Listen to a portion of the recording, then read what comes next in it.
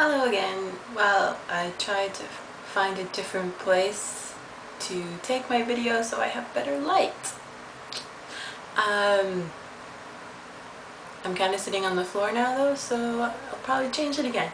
Anyway, so this is, I guess, day 2 of my official weight loss journey. However, what I didn't really mention yesterday is that I'm suffering from the stomach flu. Yay! So, yeah, I have, of course, dropped a bit of weight because of the stomach flu. All the great, wonderful things. Actually, about like almost 2.5 kilograms, which is not really good, and it's certainly not going to last because now that I'm feeling a little bit better today, I ate almost normally and of course gained like 1 kilogram back already. Anyway, that's probably a good thing. I do feel a lot better now. So yeah, so today I guess I kind of want to give a little bit of a backstory on myself, just so you guys can get to know me and all that good stuff.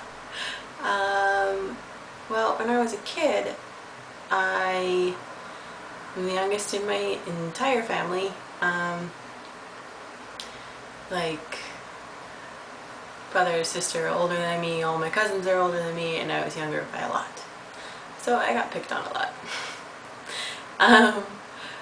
But I also looked to them for, what I should be doing, and that meant sports. So I started to play soccer before I could even join a team. But I did end up joining a team when I was maybe 6, almost 7 years old.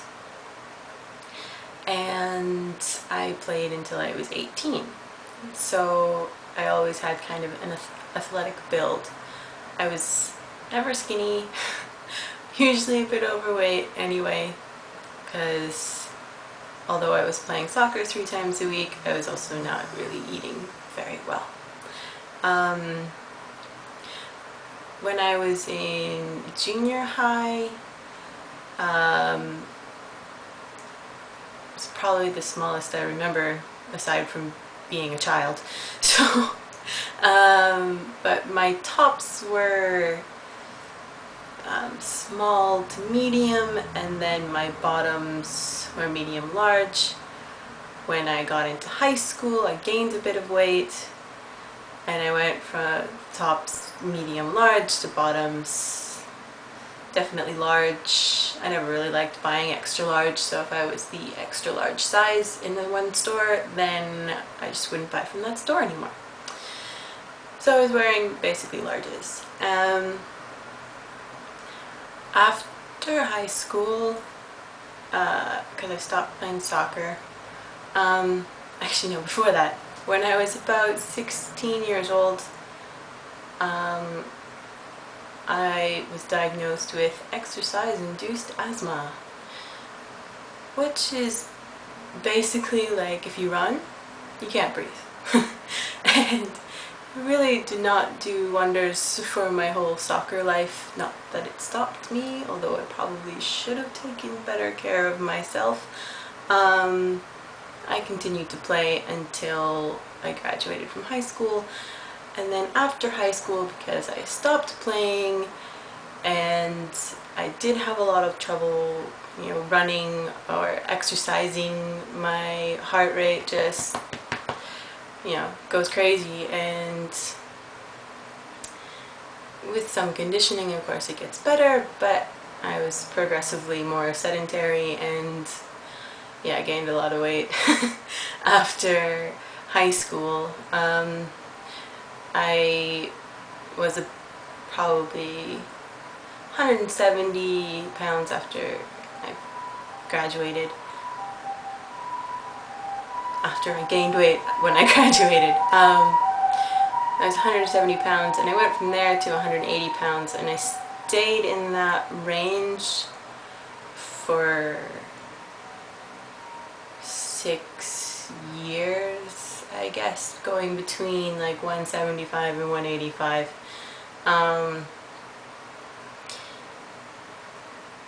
But like I was always kind of active. Like I would walk all the time, and I walked everywhere, and I only ate when I was hungry, and you know, some days that was all the time, and some days that was like a couple times a day I'd kind of feel hungry, and so I'd eat something.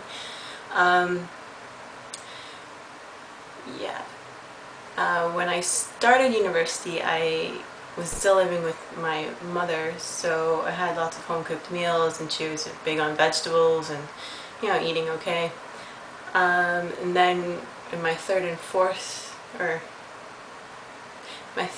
and fifth year of university, I moved out by myself. I went to a university in a different city, and was still walking everywhere, was still only eating when I was hungry, was still drinking lots of water, but that's when I got to the 80 to 85 range. 180 to 185 range. And it kind of stayed that way until I came here, which I live in Japan. I'm an English teacher.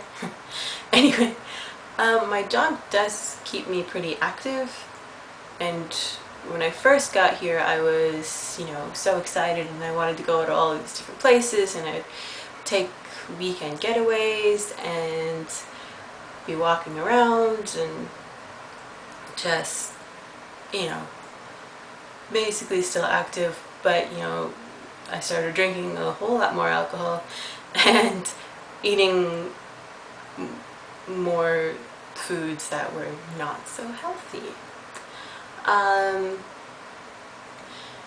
And then in 2010, my contract with my first company ended, and I changed to a different job, and that job, the salary was a lot lower.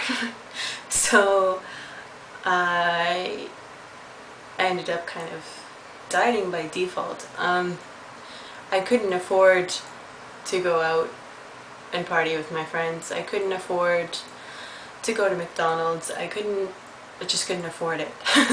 So yeah, and I did lose a bit of weight. I went back down to about 175, I would guess.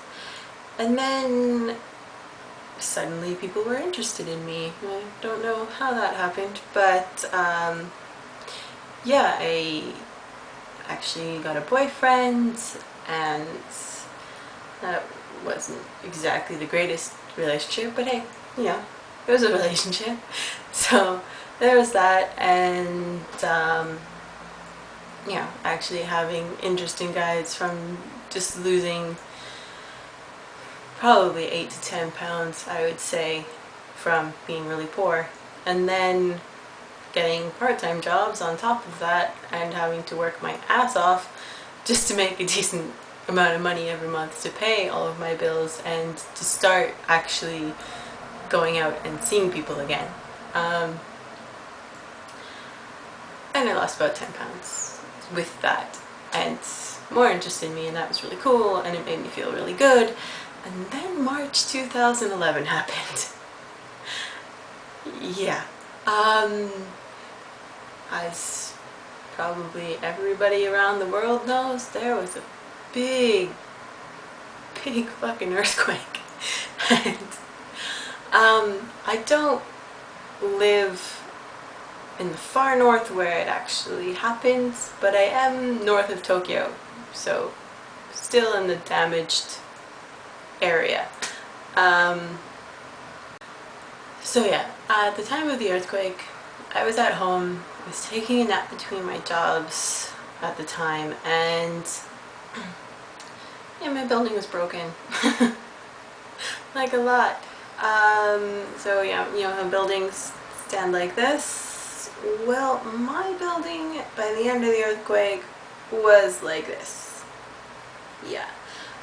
the foundation had been completely cracked and half of it dropped 30 centimeters, which is a foot, just in case, you don't know what 30 centimeters is. Yeah. And yeah, it was really scary, but I'm just the type of person that I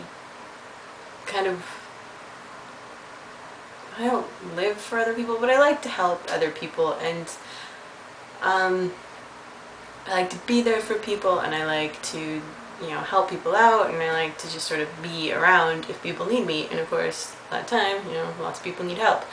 So like I stayed around, and like I didn't try to run away, I didn't try to go home, I didn't do a lot of things that a lot of other foreigners did. I stayed here. I of course couldn't stay in my own apartment. I stayed with a friend, and I played with her son, so like he could have some kind of normalcy, even though all the streets were broken and whatever. Yeah, so I stayed, and I didn't deal with my own problems, I just sort of helped everybody else. So all of my own problems, they just went on the back burner, and I didn't deal with how fucking scary that earthquake really was for me, being in a building that is now condemned. It's still standing. I might take a picture of it sometime. It's still standing, but it's condemned. Like, and I was inside when it happened, and it's really, well, yeah. So I didn't deal with my problems, and I helped everybody that I could. Like, I lent people money. I was there for my students, like listening to my friends and everybody else talk about all their scary experiences from the earthquake, and like I'd taken pictures and I had all of this stuff, but I couldn't really deal with it until almost recently, I guess. And to deal with my own problems, I was just covering them up with fried foods, especially fried chicken. Yeah, it's really easy to get here. Pretty much every convenience store has a little fried food display that they make themselves, and it's right next to the cash register. You just walk in and be like, I want some chicken. And there you go. And it's cheap, and it's just tastes delicious, but it's really fatty and really not good. And things like McDonald's and basically any kind of bad food, as well as copious amounts of alcohol. Yeah. Right. So I progressively drank more and more and more until the end of last year and the beginning of this year, where I was drinking every day. Like, a lot every day. It's not good. Anyway, so before the earthquake, I lost a little bit of weight from being poor and having to work so much. And so I was down to about 77 kilograms. I'll look up what that is in pounds. I'm not sure. I think it's like 175, something like that. Anyway, by November of the same year, when I had to take my health check for my job, I was already 89.6 kilograms. Yeah. So that was, at least 12 kilograms in 3 to 7 months. 8 months. About 8 months. And it just continued from there. That was in November. By the end of December, things were falling apart with the boyfriend that I had.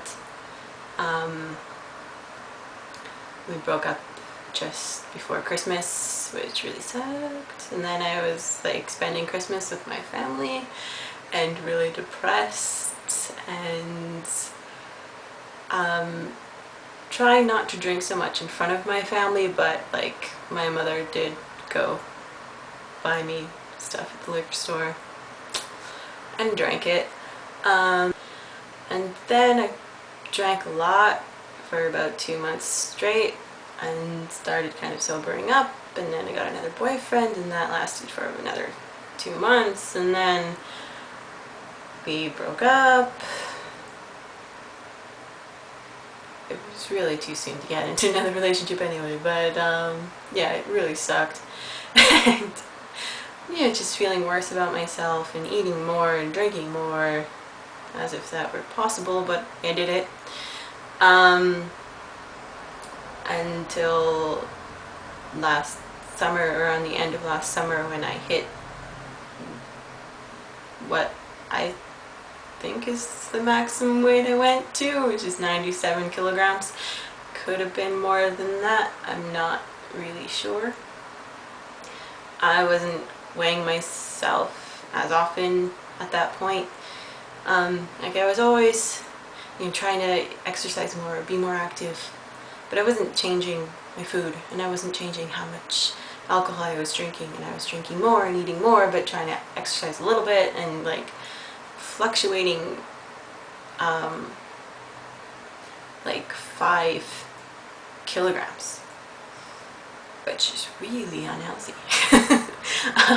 It's, fluctuating 3 to 5 pounds is really normal, right? But like 5 kilograms, that's what, 12 pounds?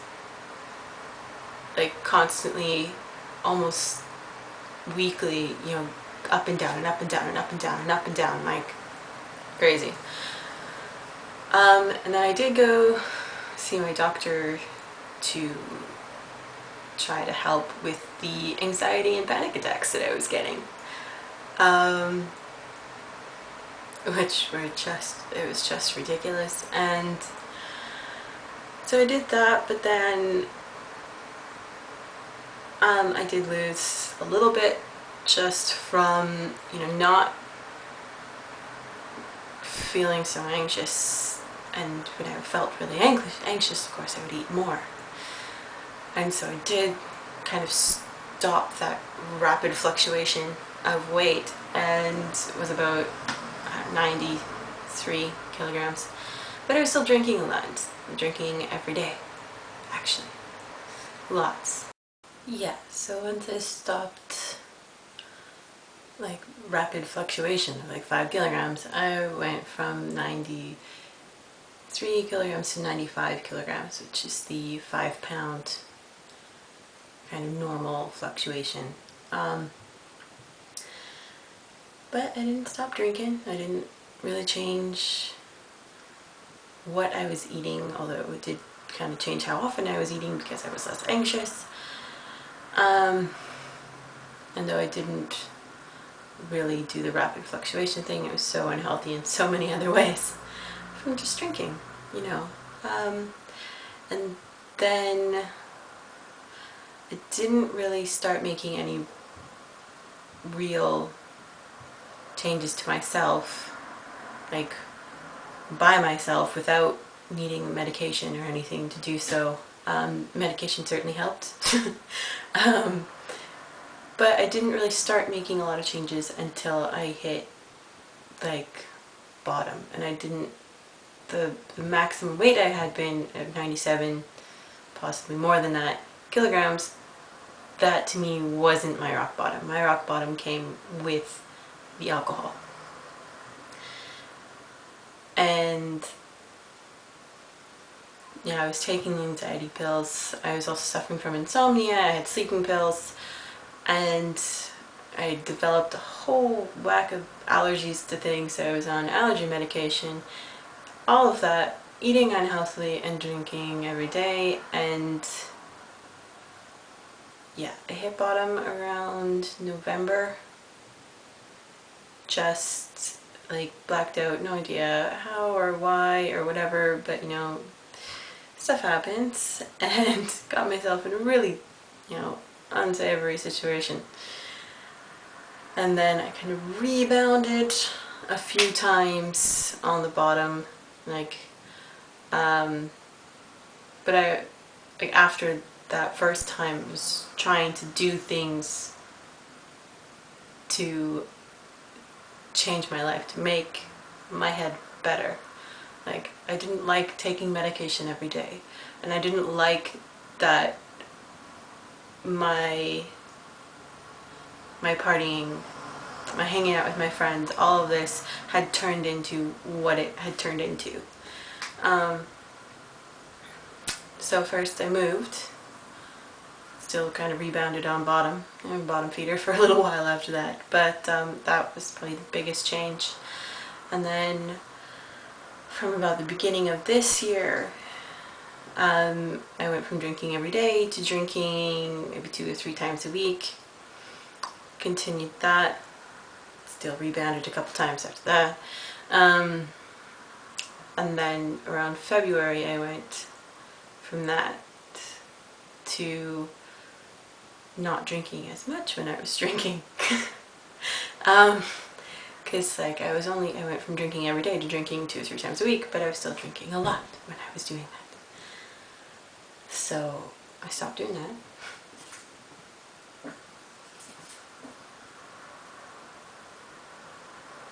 Someone just came home. Okay, I'm good. So I stopped doing that. I'm still drinking a lot. But not nearly as much as I had been before that. And I got a bicycle, not a motorbike. And I was riding around and getting, you know, some much needed exercise, because I had been becoming more and more sedentary after, you know, hitting bottom and not just feeling like I was worth, you know, living. Sometimes it wasn't like, yeah, I might get to that a little more in detail if someone asks me, but anyway, so drinking less and less, went from 2 to 3 days a week to like once a week, and now I drink with my friends, you know, once a week, once every 2 weeks maybe, and I don't drink nearly as much as I used to. So yeah, that's how I went from, you know, kind of my regular size to being severely obese and alcoholic and food addiction to where I am today, and I hope to continue to get better and grow from here. I am already so far from where I was even at this time last year, especially from the end of last year. Oh my god. Yeah. So if you have any questions, feel free to comment, like or subscribe or something.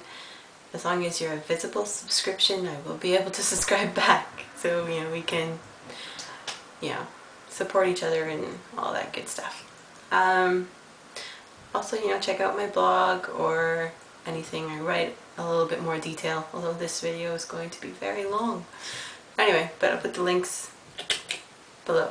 Yeah. And next time, hopefully, I don't have this, you know, sheen from, god damn it, stomach flu is so bad. Anyway, yeah, hopefully for tomorrow's video I'll feel a little better, and yeah, that's all.